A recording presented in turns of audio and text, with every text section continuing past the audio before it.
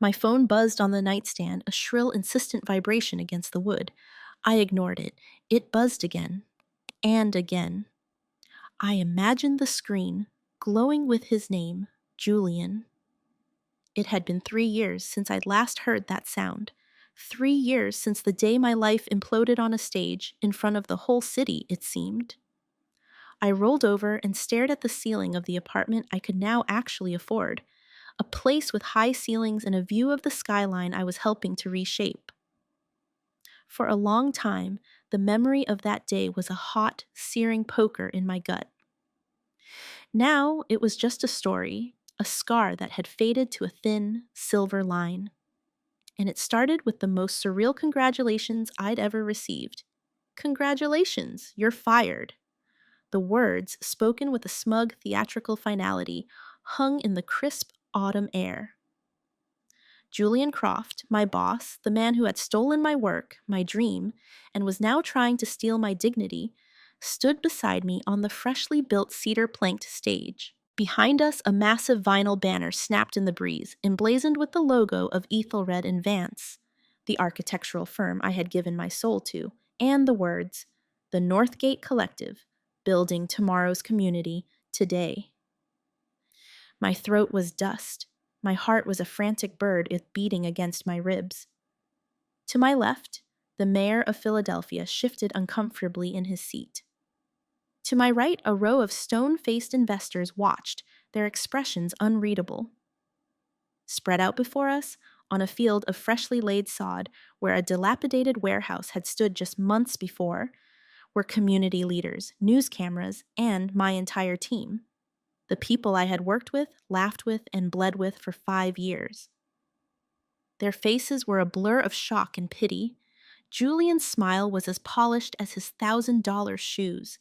He was performing, turning my professional execution into a demonstration of his own decisive leadership. He extended a hand not to shake mine, but to receive the white hard hat I was holding. My name, Maya Linwood, was printed just above the brim. My fingers felt numb as I held it. For a few seconds, all I could do was stare at his outstretched hand, at the perfectly manicured nails, the gold signet ring that had belonged to his father-in-law, one of the firm's founders. Everything slowed down. I could feel the grit of the construction site under my sensible heels. I could smell the damp earth and the faint celebratory scent of champagne from the VIP tent. I could see Leo, my lead structural engineer, his face ashen, his hands clenched into fists at his sides. I saw Sarah, my landscape architect, her eyes welling with tears. This was it, the end of a chapter. The public, humiliating end. With a steadiness that felt borrowed from someone else, I lifted the hard hat and placed it in his palm. His smile widened. He had won. I leaned in close, my voice a low, calm whisper meant only for him, but carrying just enough for the mayor to overhear. Then I suggest you have a good explanation for the city council. The smile on Julian's face flickered. What are you talking about? He hissed, his polished veneer cracking for just a second. The final construction permits for Phase 2, I said, my voice still quiet, my gaze locked on his. The ones that are contingent on the community use and sustainability certifications that I personally negotiated.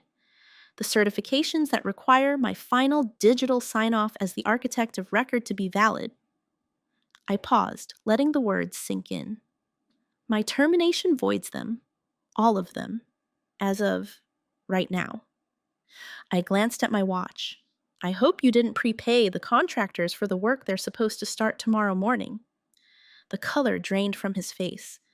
The smug triumph was gone, replaced by a dawning, panicked horror. He looked like a man who had just realized he'd sawed off the very branch he was sitting on.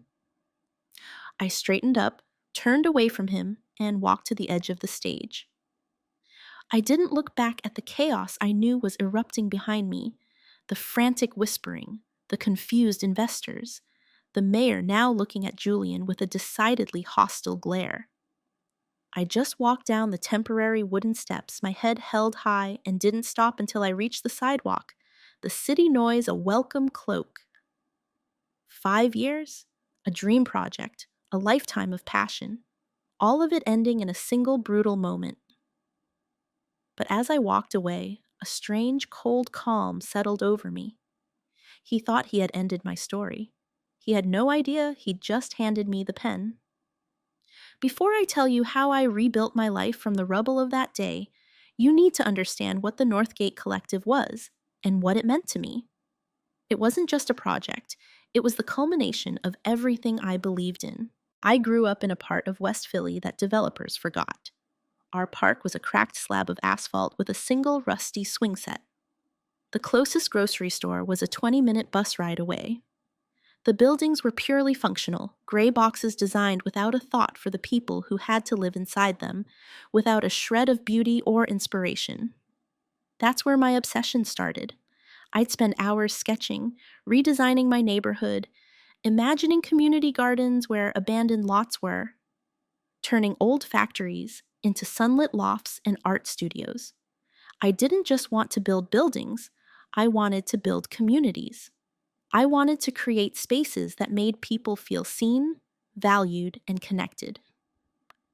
That obsession took me to Penn for my Master of Architecture, where I focused on sustainable design and urban planning. I was that annoying student who was always talking about green roofs, passive solar heating, and the social responsibility of architects.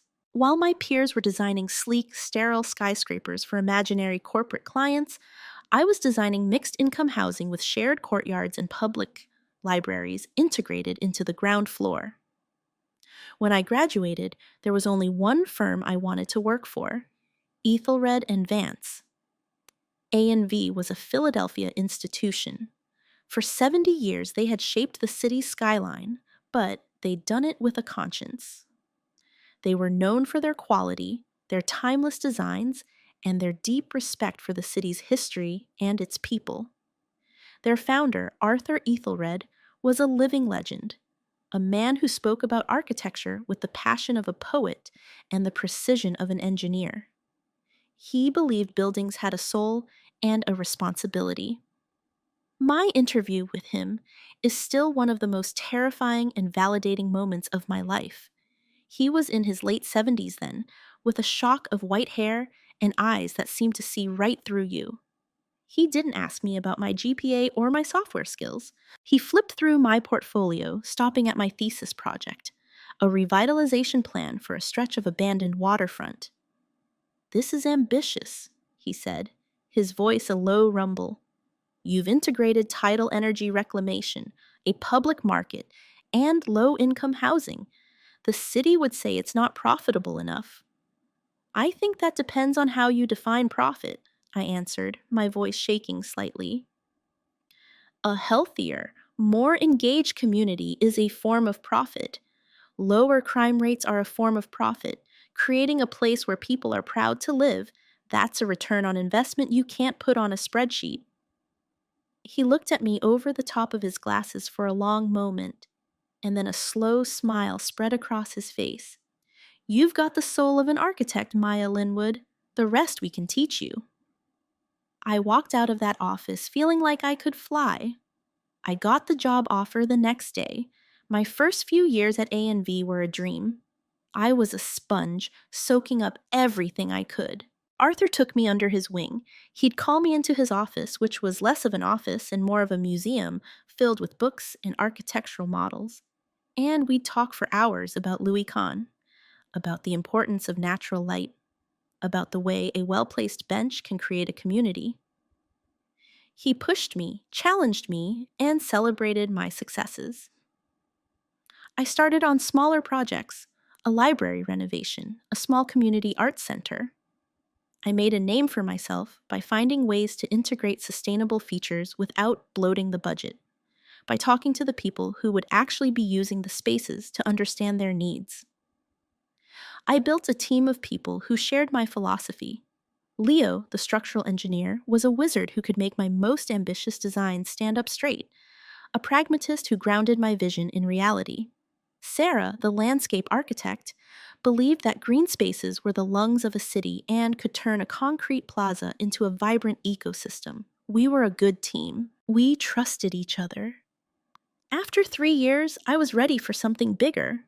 I had been watching a particular part of the city for years, a sprawling 30-acre industrial wasteland on the edge of the city known as the Northgate District.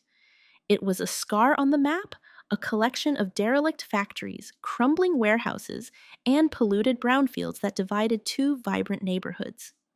The city had been trying to figure out what to do with it for decades. I saw its potential. I spent 6 months of my own time, nights and weekends, developing a proposal. It was the most ambitious thing I had ever designed. I called it the Northgate Collective. It wasn't just a development, it was a micro-city. It included over 1,000 units of mixed-income housing, with 30% designated as truly affordable. It featured a central park that would act as a green corridor connecting the two adjacent neighborhoods. We'd use geothermal heating and cooling for the whole site, cover the rooftops with solar panels and gardens, and implement a massive water reclamation system to handle runoff. The old factory buildings wouldn't be demolished, but restored and repurposed into a public market, artist studios, and a vocational training center run by a local nonprofit. When I presented it to Arthur and the other partners, I was terrified they would laugh me out of the room.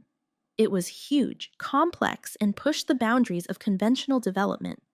I had spreadsheets and projections, of course, but the heart of my pitch was the vision: transforming a place of urban decay into a model for 21st century community living. When I finished, the room was silent. Arthur slowly stood up, walked to the window, and looked out over the city. "This," he said, turning back to me, his eyes shining, "is why we started this firm. This is legacy work." Getting the project approved was a Herculean effort. We spent a year in meetings with the City Planning Commission, with community boards, with historical societies, with environmental agencies. I personally attended dozens of town halls, listening to the concerns of local residents. They were skeptical at first, burned by decades of broken promises from developers. But we listened. We adjusted the plans based on their feedback, adding a daycare center, ensuring the public market would feature local vendors. We built trust, one meeting at a time. When the city finally gave us the green light and A&V officially committed, it was the proudest moment of my life. The Northgate Collective became my everything. I was named lead architect and project director. I lived and breathed that project for 2 years. I knew every beam, every pipe, every planting schedule. I fought for the quality of the materials, for the integrity of the design. When a supplier tried to substitute a cheaper, less durable composite for the reclaimed wood we'd specified, I caught it and sent the shipment back. When the budget team suggested shrinking the park by 15% to add another row of luxury townhouses, I went to Arthur, and he backed me up. The project became a symbol of A&V's commitment to its founding principles. It got national press. We were hailed as innovators. For me, it was more personal. It was the neighborhood I wished I'd grown up in, coming to life. It was my promise to the city, my masterpiece. I had no idea that the foundation I was building on was about to crumble beneath my feet. The beginning of the end came on a gray Monday in November. We got a company-wide email with a subject line that made my stomach clench, an important announcement regarding firm leadership. Arthur Ethelred was retiring, effective immediately. The email was brief, sterile, citing personal health reasons and a desire to spend more time with his family. It felt wrong. Arthur lived for this work. It wasn't just a job to him. It was his identity. Rumors flew through the office like wildfire. A stroke? A secret battle with cancer? The truth, I would learn later, was more complicated. The firm's other founding partner, Robert Vance, had passed away years ago, and his controlling interest had passed to his daughter, who was married to Julian Croft. Julian, a former investment banker with no background in architecture, had been a managing partner for a few years, but Arthur had always held him in check. With Arthur's health genuinely failing, a sudden and serious heart condition, the balance of power had shifted irrevocably. Julian was now in charge. My last conversation with Arthur was a brief, heartbreaking phone call from his hospital room. His voice, usually so strong, was weak and thin. "Watch your back with Julian, Maya," he whispered. "He sees buildings as commodities. He doesn't understand that we're building for people. Northgate, it's your vision. Don't let him gut it. Protect it." Then a nurse took the phone, and he was gone. I was left with a cold knot of dread in my stomach. Julian's new era began almost immediately. The first changes were subtle. The weekly all-hands creative meetings were replaced with divisional budget reviews. New complex accounting software was implemented, making it harder to track project expenses in real time. Julian's buzzwords were efficiency, monetization, and value engineering, a term that in theory means finding cost-effective solutions, but in practice is often an excuse for cutting corners. He brought in his own people. The most significant was Damian Price, a man with a reputation as a ruthless fixer from the world of commercial real estate. Damian was appointed as the new director of project operations, a position created specifically for him. He was a shark in a tailored suit, with cold, empty eyes and a smile that never reached them. His job, it soon became clear, was to be Julian's enforcer. My first real clash with them was over the green roofs for the Northgate residential buildings. They were a key feature of our sustainability plan, designed to manage stormwater, insulate the buildings, and create biodiversity. In a budget review meeting, Damian presented a revised plan. "We can achieve an 8% cost savings on the residential phase by switching to standard membrane roofing," he announced, pointing to a slide on the screen. "The green roof concept is a luxury we can't afford if we're going to hit our profit targets." "It's not a luxury, it's a core component of the design," I countered, trying to keep my voice even. "It's part of our stormwater management plan, which the city approved. If we remove it, we have to redesign the entire site drainage system, which will cost a fortune and delay the project for months. Not to mention, we promised those green spaces to our residents." Julian leaned back in his chair, steepling his fingers. "Maya, your passion is admirable, but we have to be pragmatic. The market has shifted. We need to be nimble." "Pragmatism is one thing, Julian. Breaking our commitments to the city and our future residents is another," I said, my voice rising despite myself. "This isn't just about profit margins. It's about our reputation. It's about A&V's integrity." The way Julian looked at me then, it was the first time I realized I wasn't just a colleague with a differing opinion. I was an obstacle. "Your concerns are noted," he said, his tone dripping with condescension. The green roof stayed, for now, but the battle lines had been drawn. After that, the campaign to sideline me began in earnest. I'd find out about crucial meetings concerning Northgate after they had already happened. Damian would visit the construction site and give instructions to my contractors without consulting me, often contradicting my directives. They'd ask me for detailed reports on impossibly short deadlines, then criticize the reports for not being comprehensive enough. It was a classic gaslighting campaign designed to make me look incompetent and difficult. My team felt the pressure too.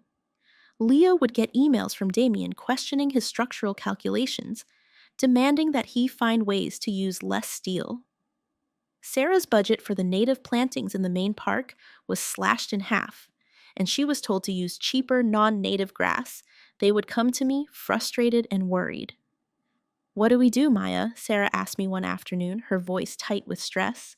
"They're asking me to compromise on every single thing that makes this project special."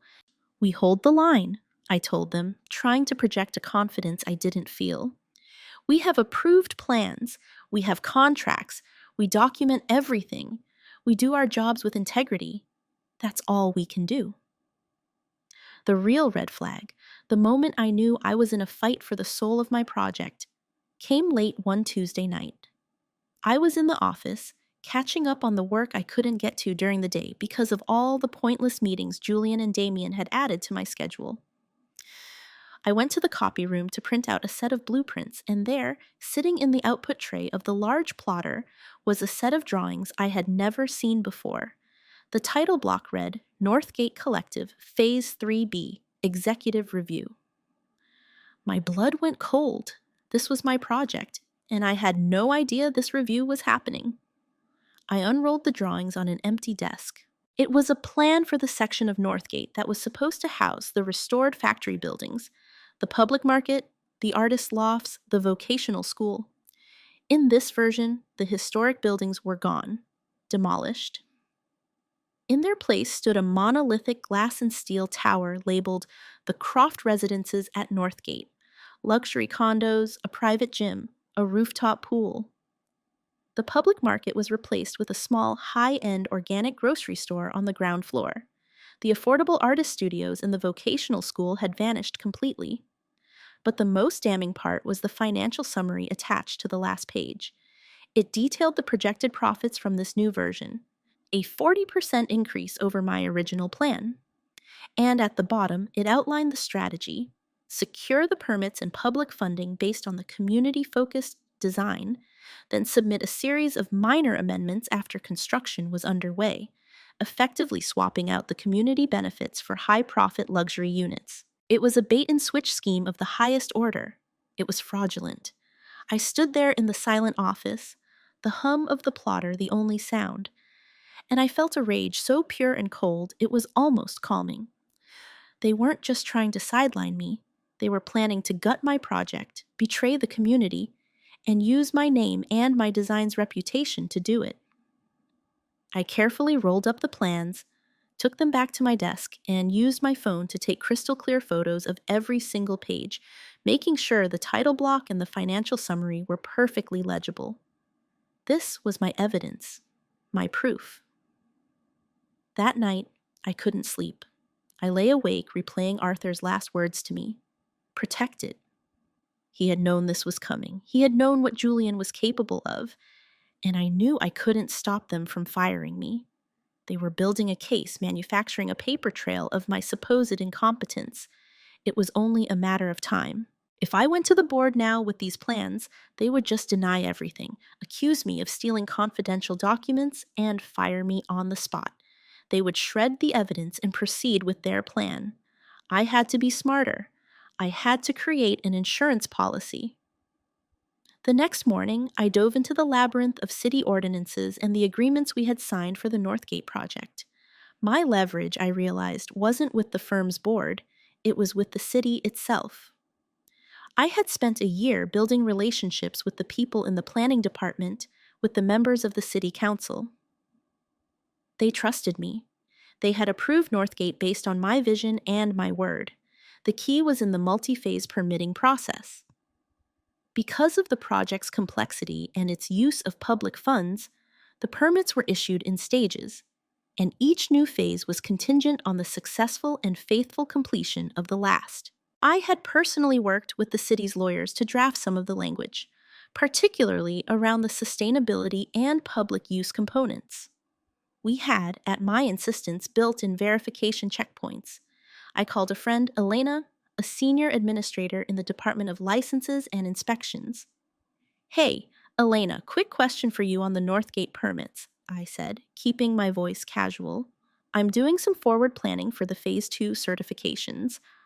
I just want to confirm that the final sign-off on the lead and community benefit agreement compliance has to come from the registered architect of record, correct?" "Let me check," she said.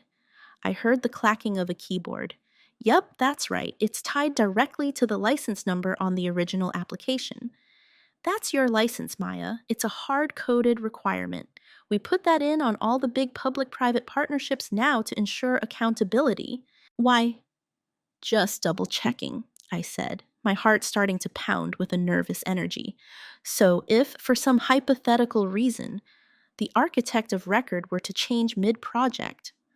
"Oh, that'd be a nightmare," she said with a short laugh. We'd have to freeze everything. The new architect would have to get recertified on the project, and all the contingent permits for the next phase would be voided until a full review was completed. You're talking a 6-month delay, minimum. Probably longer, since the council would want to know why the lead architect on a project this visible was suddenly replaced. Don't go getting hit by a bus, okay? I'll do my best, I said, a slow smile spreading across my face. Thanks, Elena. You've been a huge help. I hung up the phone. That was it, my dead man's switch. It wasn't sabotage. It wasn't a trap I had set. It was the rules. Rules I had championed to ensure the integrity of the project. And Julian and Damien, in their arrogant, profit-obsessed rush, had never bothered to read the fine print. They were so focused on their backroom schemes that they had overlooked the most important detail of all. They could fire me, but they couldn't erase my name from the legal documents that held their entire project together. They were about to learn that some foundations are built on more than just concrete and steel. The axe fell 2 weeks later. It started with a formal meeting request from HR. The subject, performance and project review. This was it. I walked into the conference room to find Julian, Damien, and a woman from Human Resources whose expression was a perfect mask of professional neutrality. They had a file in front of them. Damien did most of the talking, listing my supposed failures with a smug detachment. Resistance to budgetary oversight, he began, which was his term for me fighting to keep them from using shoddy materials. Failure to meet revised project timelines, he continued, referring to the impossible deadlines they had set for me. Creating a negative and uncooperative team environment, he concluded, the most outrageous lie of all, considering how hard I'd fought to protect my team from their meddling. This is a formal performance improvement plan, the HR woman said, sliding a document across the table. It was a laundry list of vague, subjective goals I was expected to meet within 30 days. It wasn't a plan for improvement. It was a roadmap to termination. I'll need specific documented examples for each of these claims, I said, my voice steady, and I'll need a written guarantee that I will have full access to all project resources and final sign-off authority as architect of record, as stipulated in our agreement with the city. Damien's smirk faltered. Your authority is subject to executive oversight, he snapped. My authority as architect of record is subject to the state licensing board and our legally binding contracts, I replied calmly. I'll sign this, but I will be adding a formal rebuttal to these baseless allegations. I took the paper, made a note of my dissent at the bottom, and signed my name. I was just playing for time. The final days were a special kind of hell. Julian and Damien escalated their campaign, now trying to build a case for firing me for cause. They tried to set me up. Damien ordered a contractor to pour a concrete foundation for a secondary structure, when he knew a city inspection was scheduled for the next day, a clear violation of protocol. He was hoping I wouldn't catch it, that the city would issue a stop work order, and that he could blame it on my lack of oversight. But Leo, my ever-vigilant engineer, caught the order and called me at home at 10 p.m.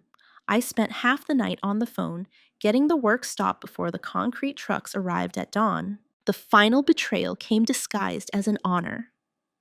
Julian called me into his office.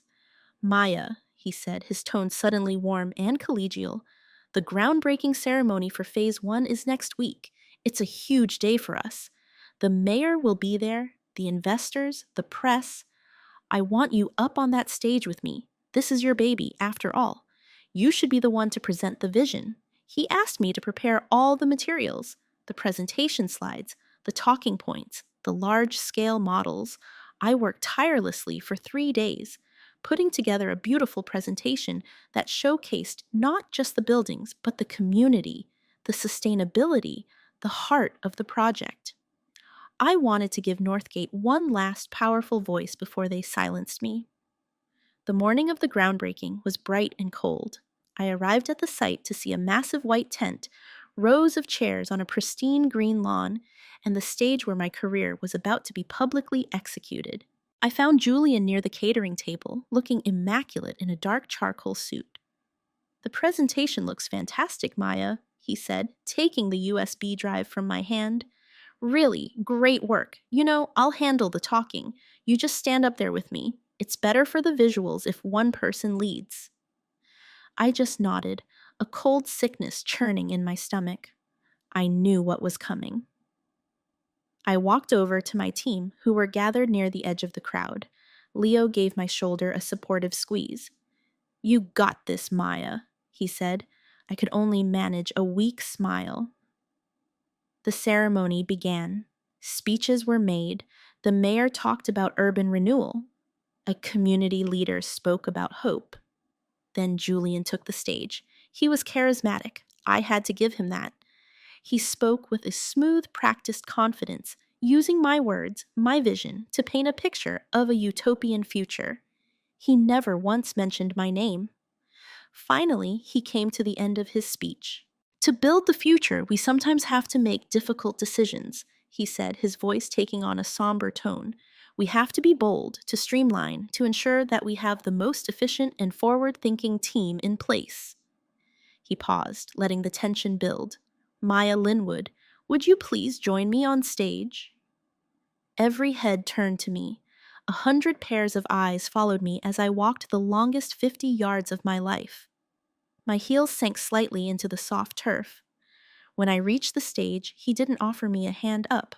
I climbed the 3 steps myself. He turned to me, his face a mask of false regret, and delivered the line he had clearly rehearsed. "Maya, your passion has been an asset, but we are moving in a new direction.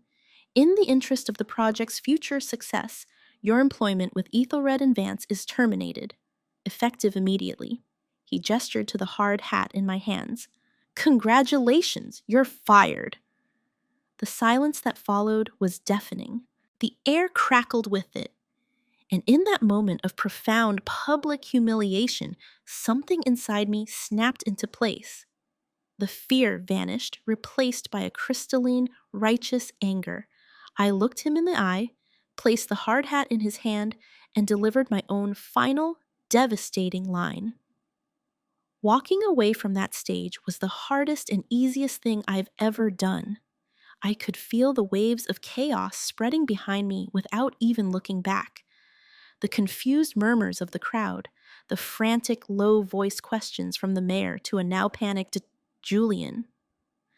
I didn't break my stride. I walked past the news cameras, past the half-built skeletons of my buildings, and out onto the street. My phone started buzzing in my pocket almost immediately. It was Leo. I let it go to voicemail, then Sarah, then my work email pinging with notifications that my access was being revoked. It felt strangely liberating. The weight of the last few months, the constant stress, the fight, it was all lifted. I was adrift, but I was free. I got in my car and just drove. I didn't have a destination. I ended up at a small park overlooking the Schuylkill River, a place I used to go to sketch as a student. I sat on a cold bench and watched the rowers slice through the water, their movements synchronized and purposeful. For the first time all day, I let myself feel everything. The humiliation, the grief for my stolen project, the terror of being unemployed, with a mortgage and a career that might be in tatters. I cried, not silent, dignified tears, but ragged, angry sobs. But as the sun began to set, turning the river to gold, the anger hardened back into resolve. Julian thought he had won. He thought I was just another casualty of his ambition. He had underestimated me, and he had no idea what was about to hit him. That night, I didn't sleep. I orchestrated a war. My first call was to my lawyer, a sharp, no-nonsense woman named Beth, who specialized in employment law. I had put her on retainer weeks ago, just in case. I walked her through the whole story, from Julian's takeover to the fraudulent plans to the public firing. "They didn't just fire you, Maya, they publicly defamed you," she said, a grim satisfaction in her voice. "They accused you of incompetence at a press event, and you have evidence that they were planning to commit fraud. This is a gift." My second call was to a journalist at the Philadelphia Inquirer, a bulldog investigative reporter named Mark, who had written a feature on the Northgate Collective a year earlier. He had been impressed by the project's social conscience. We met for coffee at a dingy diner at 7 a.m. the next morning. I laid it all out, including the photos of the secret Croft residence's plans. His eyes lit up. "This isn't just a business story," he said. "This is a story about public trust." Next, I drafted an email. It was a masterpiece of professional, factual fury. It was addressed to the entire A&V Board of Directors, the City Council President, and the head of the City Planning Commission. I attached the photos of the fraudulent plans, my performance improvement plan with my signed rebuttal, and a link to the city ordinance detailing the permit invalidation that would result from my termination. I ended it with a simple, chilling sentence. Given the circumstances of my termination and the clear evidence of a plan to defraud the city and the public, I have retained legal counsel to protect my professional reputation and to ensure the integrity of the project to which I have dedicated the last 5 years of my life. I hit send. The fallout was immediate and spectacular. Mark's story hit the front page of the Inquirer's Sunday edition. The headline was brutal. A&V's Community of Tomorrow a facade, star architect fired, project in turmoil amid fraud allegations. And the article laid out the bait-and-switch scheme in devastating detail, quoting anonymous sources from within A&V. I had given Mark the names of a few trusted colleagues who were already looking for new jobs, and city officials expressing grave concern. The City Planning Commission called an emergency session and slapped a temporary stop work order on the entire Northgate site, citing the permit irregularities. The project, which had been a beacon of pride for the city, was now a toxic, embarrassing mess. The investors, who hated uncertainty and public scandals more than anything, began to panic. At A&V, it was chaos. Leo and Sarah quit the day the article came out, walking out together in a show of solidarity. 5 other key members of my team followed them by the end of the week. The firm was hemorrhaging talent. Julian tried to do damage control, issuing a statement that called my claims the baseless accusations of a disgruntled former employee. But the evidence was too strong. The fraudulent plans were undeniable. A week after my firing, I got a call from a number I didn't recognize. It was Eleanor Ethelred, Arthur's wife. She was on the board, a position she had held mostly in a ceremonial capacity while Arthur was active. "Maya," she said, her voice trembling with rage, "I just came from a board meeting. What that man, Julian, has done to my husband's legacy, to you, it's unconscionable. We are taking action." The board, pushed into a corner by the public scandal and the very real threat of lawsuits from the city and the investors, finally acted. Julian Croft and Damian Price were fired. Their streamlining had nearly sunk the 70-year-old firm in less than 6 months. 2 days later, Eleanor Ethelred called me again. "The board would like to offer you your job back," she said, "as a senior partner, with full autonomous control over the Northgate Collective and any other project you choose. Name your price." It was everything I had wanted.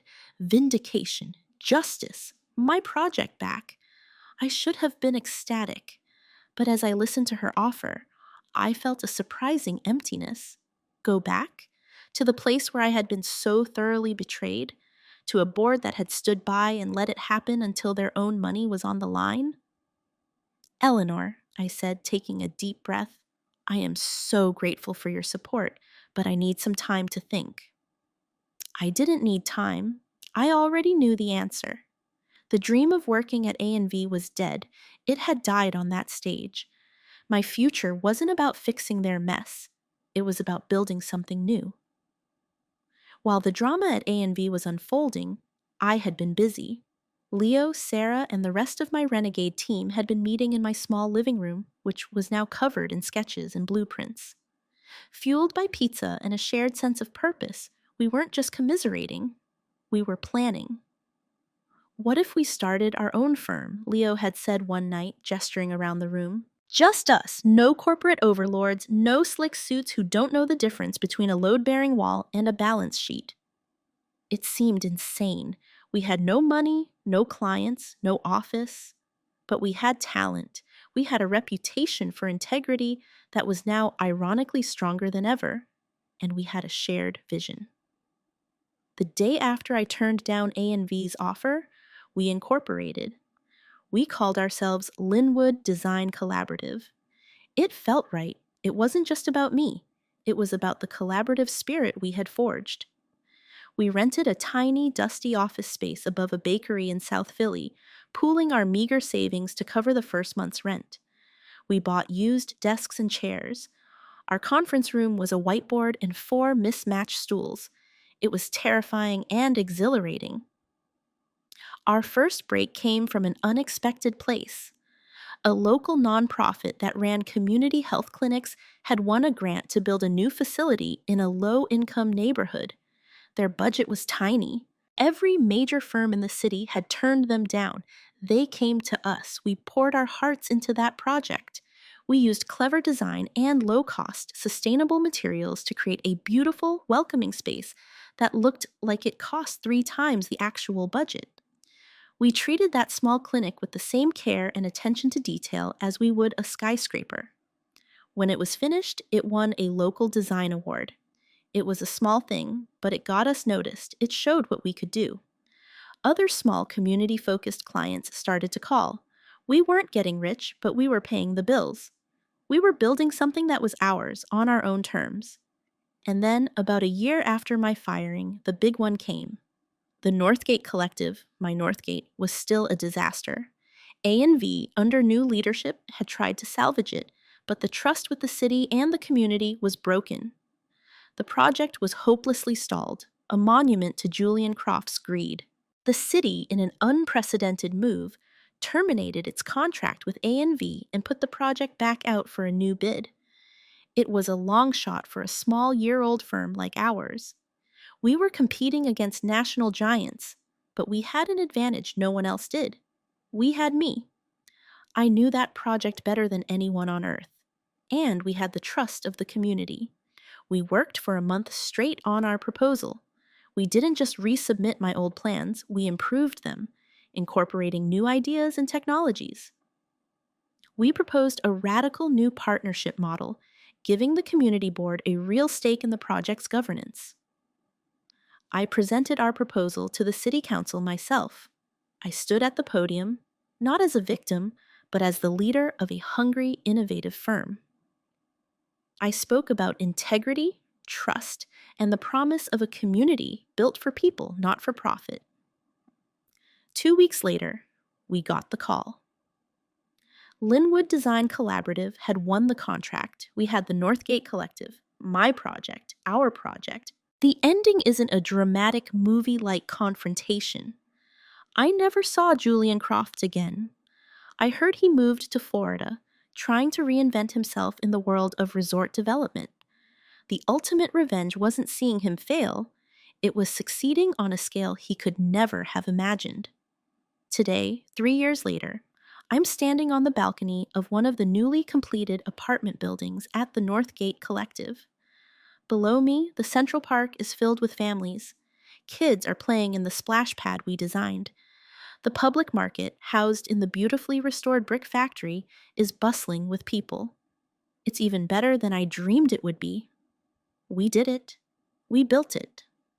Not by climbing the corporate ladder, but by being kicked off it and being forced to learn how to fly. That day on the stage, Julian took my job, but he gave me my freedom. He took my title, but he gave me my purpose. He tried to humiliate me, but he ended up empowering me. Sometimes, the worst day of your life is just the beginning of a better one. You just have to have the courage to walk away from the wreckage and start building again on your own foundation. And that is a structure that no one can ever tear down.